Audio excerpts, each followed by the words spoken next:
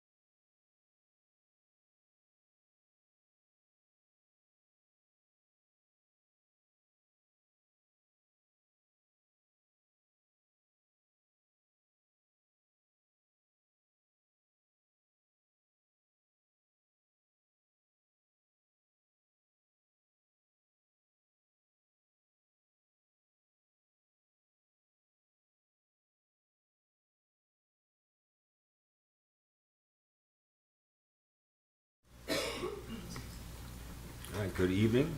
This time I'll call to order the regularly scheduled committee meeting for the Village of Midlothian, Wednesday, May 15th, 2024 at 7 p.m. Roll call, please. Clerk Moskowitz. Trustee Burbett. Here. Trustee Cagney. Here. Trustee Crowley. Here. Trustee Hilly. Trustee Johnson. Here. Trustee Killily. Here. Mayor LaRue. Here. You have a quorum. Thank you, sir. Please stand for the Pledge of Allegiance. I pledge allegiance to the flag Of the United States of America and to the republic for which it stands, one nation, under God, indivisible, with liberty and justice for all. At this time, I will open the floor to public comment. Is there any public comment tonight? Not right now, just listen. You're just going to listen? Yeah. Okay. Well, welcome. Thank you. Then I will close the floor to public comment and move on to trustee business. Trustee Johnson. Thank you, Mayor. I have nothing tonight. Thank you, ma'am. Trustee Burbett. Thank you, Mayor. Want to make a motion for approval for the alarm system, I'll second. $4,550, Oh, I'm sorry. I thought and then you were $1 monthly monitoring after that. Sounds in a hurry. I'm sorry, I didn't hear you. Through Keep talking. DMC Through Security. DMC Security, yes. I'll second. Is there any discussion? Roll call, please. Clerk Moskowitz. Trustee Burbett. Aye. Trustee Crowley. Aye. Trustee Cagney. Aye. Trustee Johnson. Aye. Trustee Killily. Aye. Motion carries. Thank you. Was that clear on the amount? Could you hear what the amount was? Yes. $4,550. Okay. All right. Anything else tonight, Trustee Burbett? No, but I wish I had something else now. Okay. Trustee Cagney. Thanks, Mayor. A couple things. Number one,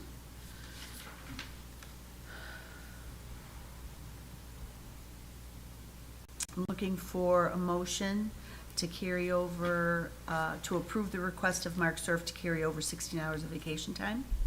I'll make the motion. No, you'll second. I thought you said you was looking for a motion. I'll make the motion. I'll make the motion to request Mark's. Oh, my God. I What was was giving her what she wanted. I'll Am I supposed to second. make the motion? I don't. Yes. Okay, I'm making a motion to request approval of Mark Surf's request to carry over 16 hours of vacation time. I'll second. Any discussion? Roll call, please. Clerk Moskowitz. Trustee Cagney. Aye. Trustee Crowley. Aye. Trustee Burbett. Aye. Trustee Johnson. Aye. Trustee Killily. Aye. Motion carries. Next, I'd like to make a motion to approve Karina Hellman's request to carry over 3.75 hours of vacation time. I'll second. Any discussion? Roll call, please. Clerk Moskowitz. Trustee Cagney. Aye. Trustee Crowley. Aye. Trustee Burbett. Aye. Trustee Johnson. Aye. Trustee Killily. Aye. Motion carries. Next, I'm making the motion for approval of ordinance 2144, an ordinance of the Village of Midlothian, Cook County, Illinois, permitting a special use for certain property in the Village of Midlothian at 4444 West 147th Street for Big Toes Auto, Inc. This would be for operation, for them to operate their tow truck business at this location. I will second. I have some comments. Is there any, Any discussion? Is there any conditions with this in the ordinance? And I didn't see any. I didn't see it either, and that's not gonna, I mean, things like no towed cars on the property, that all vehicles have to be parked inside the warehouse, that there is no washing or mechanical work being done on I the think inside. that's in there. They talked about it, there's no conditions. There has to be some conditions on this stuff, we're not passing. Yeah, that last one, I saw something about that in there, but the rest of it, I Yeah. didn't see anything in there. Well, they talked about it. So, I mean, in general, we're just taking everybody's word for it, that's not gonna go. Typically, if the zoning board is aware, it will add it to its findings of conditions. But certainly it's not Yeah. unusual for the board to send it to you with the understanding that if you have additional conditions, we can add Right. those. Right, I mean, 3 years from now, there's a dispute, who's gonna say who's right and who's wrong, you know? I mean, it should be clear to protect us, to protect the owner. Yes. Or the big toes. I mean, it's on both sides. Yeah, I don't think that the zoning board is saying we don't need any conditions. They're just saying, these are the conditions we found. Right. The board always has the prerogative to add additional. I also think we need to add language in there that there are no towed car storage there either. Right. No Okay, tow car. well- So Can- how about you send, You guys need to send me all that stuff. I I mean, think I sent it to you, didn't I? well, no, you sent me a text message. Oh. want If it you in guys the can, if you could have emailed me all of this, I could have had it all prepared for us to add today and approve it on its face. I don't know if we're allowed to do that and then change the ordinance in that fashion, but if not, if the conditions are complete and clear enough to be done by a verbal motion, it can be added. No, I don't think they are. Pardon me? I don't think they're. No, fair. I don't think that's good. Normally, when we do this, usually we talk about it at the committee meeting and approve it during the board meeting, so that if there's any issues like this, it gets ironed out in between time. okay, well, I need you to send me whatever your issues are. Please email them to me so that we can get them added to the ordinance so that we can approve it next week then. Okay. For transparency's sake, say them out loud again.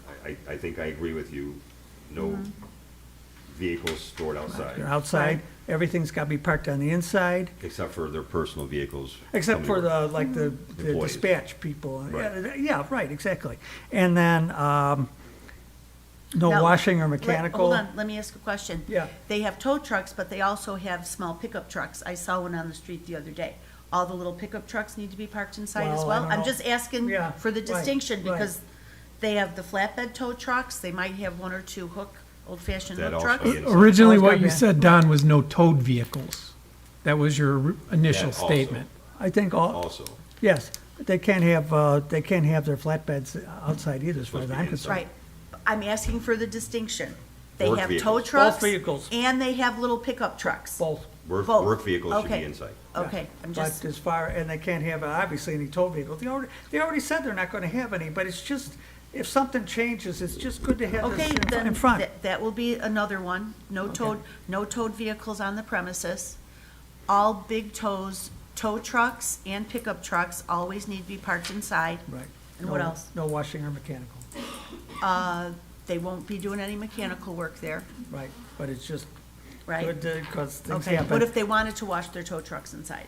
No washing of their tow Well, trucks that's inside? what was told to the zoning board, that they won't be doing any washing either. Okay, And the only other question I have, and this is probably, originally, when this came to us, they were gonna put a firewall in between, dispatch and the vehicles. Now, so if it's not in a village ordinance that every repair place or storage place has to have that, maybe we're being unfair, but I can picture where one of those tow trucks starting next to a dispatch area could cause a bunch of trouble before a fire alarm or a sprinkler went off. So I don't know, well, They were supposed to add a second layer of drywall on either side of the wall. it's not in the To add the conditions. fire rate. But Hold on, that's before, hold on. they didn't have to do a sprinkler before. correct. The reason why that was at the request of the mayor was that they had to add, the mayor asked for a 4-hour rating, because they were gonna ask for a variance on not having to put in a sprinkler system. They were just gonna have, a high-intensity alarm system. But they have since changed their mind and have decided to put the sprinkler system in. Right. So since they're putting the sprinkler system in, they are building out the space according to what the IBC code requires. I don't know if requires a 4-hour rated wall. I don't think it does. So they're building it out to code. Are we out of line asking them to put the extra 4-hour rating in there when we're not doing it for other, Then, yeah, Businesses. we can recommend or suggest it. I think but it not, helps but not them. require? Okay, I don't want to be unfair either. The other thing has nothing to do with this at all, but I'm going to be Don Quixote again here, and each time I see this, my blood pressure rises, is that that when the zoning board makes its reasons for why they approve this, one of them is that without the special use, the property would be diminished in value. That's not their business. That shouldn't be any part of granting a special use. That's ours. They have no idea whether it be diminished in value or anything. But every single time these things come through, it comes through, well, the property would be, it's good for Midlothian or some other wording, or the property be diminished in value. That's not their job. Their job Where is does to. it say it would be diminished in value? Which item? There's 14, I know, one there's of 14 standards. One of them is, I don't know. But it's listed in our village code, Don. Yeah. That's why they're all listed Well, here. it's not, then we better change our code, because if they make a decision based on, well, it'd be better if it was occupied, or it'd be better if it was, it would be diminished in value, that's not their job. Their job is to determine that, is this special use good? Is the special use good, and the condition's gonna work for everybody, but not if the property is gonna be diminished in value, or it's good to have it occupied. That's our job. Standards for special use and findings, number 7, the proposed special use will not significantly diminish, they're saying it will not significantly diminish the safety, use, enjoyment, and value of other property in the neighborhood in which Right. it is No, located. I'll send you the one, and I've talked to, Is that not the one you're referring to? no. Seems to be widely used elsewhere.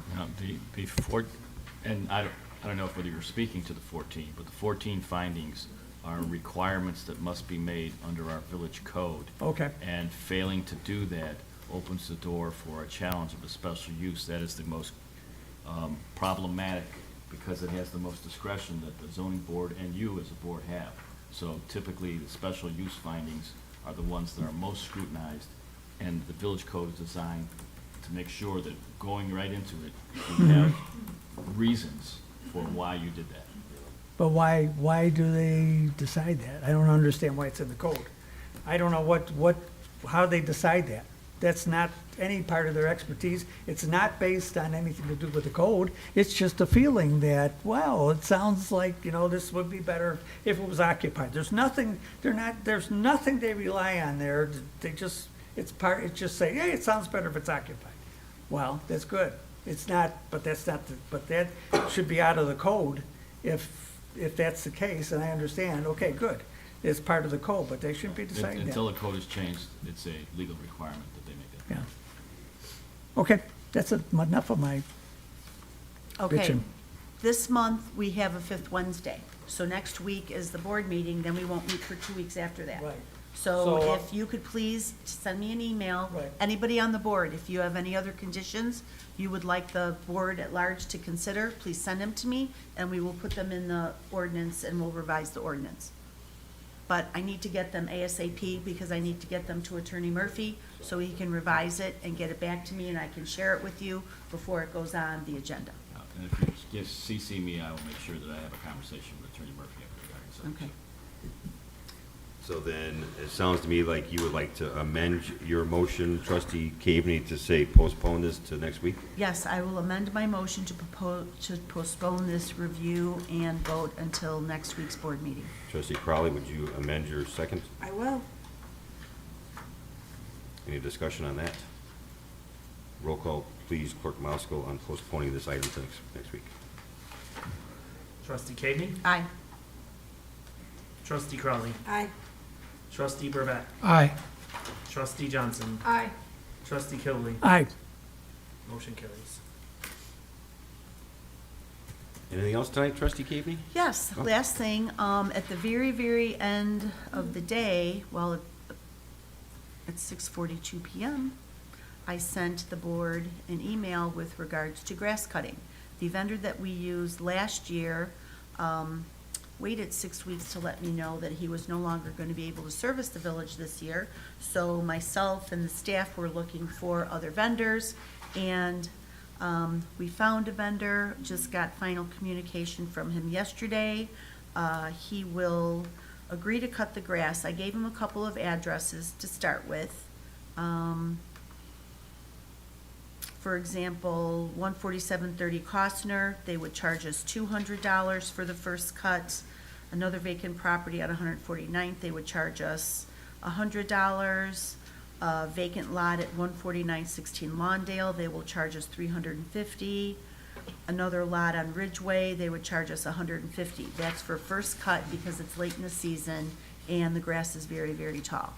he said then, after the first cut and they get it cleaned up, he said the subsequent cuts would be $50, $60, or $70, depending on the size of the lot, which $50, $60, or $70 is in line with what we paid last year. Last year, I believe we paid probably $150 or $200 for the first cut, if it was later in the season, and, or if it was a property that came up, came on the radar after the fact. But I believe last year we paid our vendor $65 for every, subsequent cut. And this vendor has told me that he does have insurance, so we will make sure that we get an agreement from him. I'll try and get the agreement, everything wrapped up from him, so we can put it on next week's agenda. The name of the company is Angels Landscaping and Construction. I believe Mr. Preslett does live here in town, and he told me that he does have liability and workman's comp insurance. So we will get copies of his insurance as well. So I'm asking the board on an emergency basis if we can get some of these lots that are in extreme condition, if we can go ahead and, once we get all the documentation from him, get those cut right away. And then, we'll get this on the agenda for next week for board approval. Does anybody have any questions? Okay, and I'm still waiting to get the final other list of vacant properties from the building department, so we could go with those two. But he did agree to our usual standard of, taking a photograph, cutting the grass, taking a photograph, so that we have something that we can put in our house file, and if we're gonna send, for sending citations to any of the derelict property owners. Kathy, did we get that reimbursement last year too for the grass cutting? I have no idea, because I don't know how that whole operation worked. The building department, I don't believe had any involvement in actually filling out the application and submitting it. I believe that somebody in the front office and Maggie would work on it, but they would ask the building department for the list of properties. I don't even know who that grant was from. Was that through SSMMA, Don? Well, it's not through the land bank, and. Not through the land And bank. IDA doesn't do that unless I we don't- control the I don't property. know who it was. I don't know who it's from. I don't either. Maybe Maggie would know. I didn't know. Yeah. Yeah.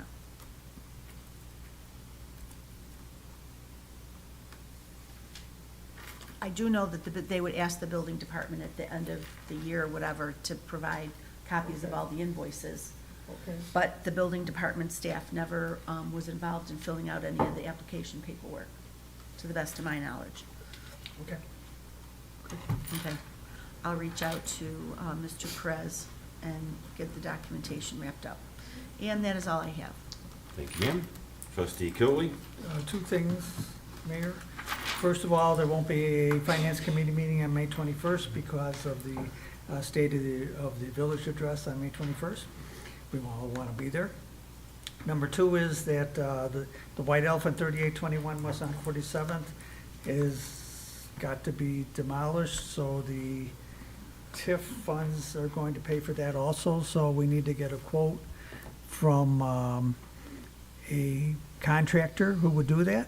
And the suggestion is from, I think, Trustee Cavaney, that we would talk to the same person that gave us a quote for 147th and Colmar, and see what that turns out to be, because the ordinance is going to have to cover both those expenses. I sent an email a few minutes ago to the TIF attorney asking her to draft a resolution or an ordinance, whatever she deems.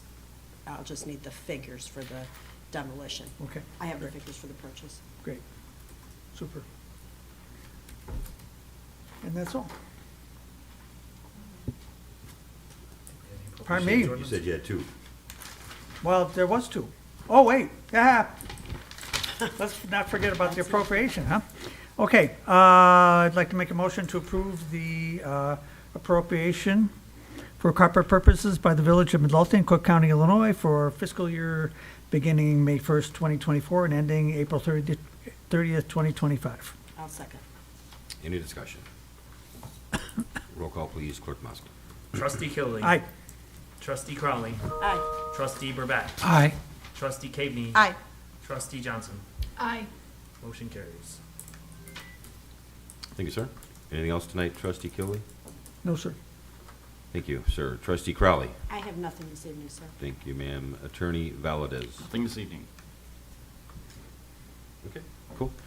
Thank you, sir. Just a reminder, everyone out there, State of the Village Dress that Trustee Killy just mentioned is this coming Tuesday, May 21st at 6 PM at Central Park School.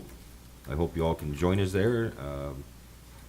Quite the presentation. We've had quite a few years, so a lot of information to share, so please come on out and share it. It'll also be live streamed on Facebook and YouTube and saved to those platforms. So if you can't make it, you'll be able to see it in its entirety on Facebook or YouTube.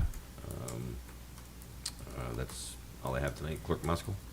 I just have one item, and that is, we've received a request for a block party on Saturday, June 22nd for the 145th block of Kilpatrick. Kilpatrick. And it does have, the required 3 residents have signed the form, and they've requested visits from the police and fire department. Does anyone have any concerns? If not, Deputy Clerk Harris will send them, and then Zion.